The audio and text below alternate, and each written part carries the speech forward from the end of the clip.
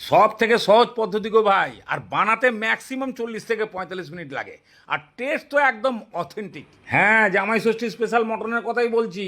একেবারে মারাত্মক তৈরি হয় যদি এই সূত্রটা প্রয়োগ করে ফেলো। আমি 1 কিলোর সূত্র বলবো, তোমরা যতটা আনবা সাজেশন দেখে অনুপাত বার করে নিও। 50 গ্রাম আদা লাগবে, আর এরকম ছোট টাইপের রসুন হলে দুটো 25 থেকে 30 গ্রাম।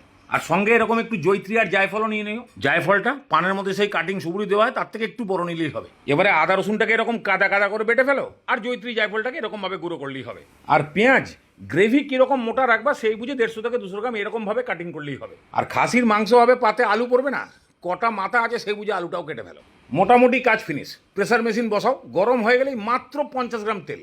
এই প্রসেসে খাসি রান্না করে গলা পর্যন্ত খেয়ে নিলেও পেটে বুটবার চোঁয়া ঢেকুর ফেকুর কেউ তোমার শরীরে এন্ট্রি করতে পারবে না। তেল থেকে ধোঁয়া বেরোলেই আলু ভাজতে হবে না, প্রথমে সামান্য চিনি, এতে টেস্ট এবং কালার দুটোই ভালো আসে। চিনি গলে গেলেই এরকম কয়েকটা করে এলাচ, দারচিনি, লবঙ্গ, একটু জয়ত্রী আর জিরে, এগুলোকে তেলের মধ্যে 10 সেকেন্ড একটু নাড়িয়ে দিয়ে বাস এবারে মাংস দেওয়া হয়ে গেলে এবার এক এক করে ঢালো পেঁয়াজ, আদা রসুন পেস্ট, আন্দাজ করে হলুদ গুঁড়ো, ধনে গুঁড়ো বেশ খানিকটা, একদম ভর্তি করে করে 2 চামচ, আর 1 চামচ মতো কাশ্মীরি লঙ্কার গুঁড়ো, আর পরিমাণ মতো নুন।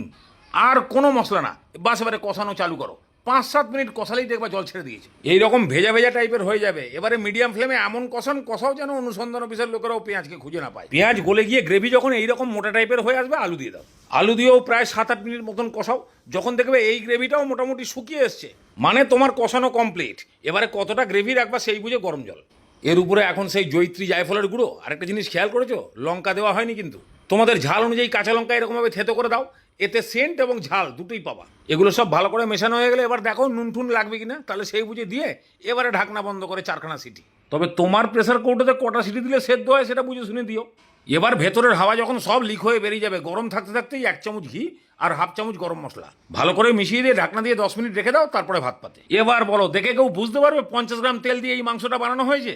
আর রং দেখো, পুরো চিনি আর কাশ্মীরি লঙ্কার গুঁড়োর কালার।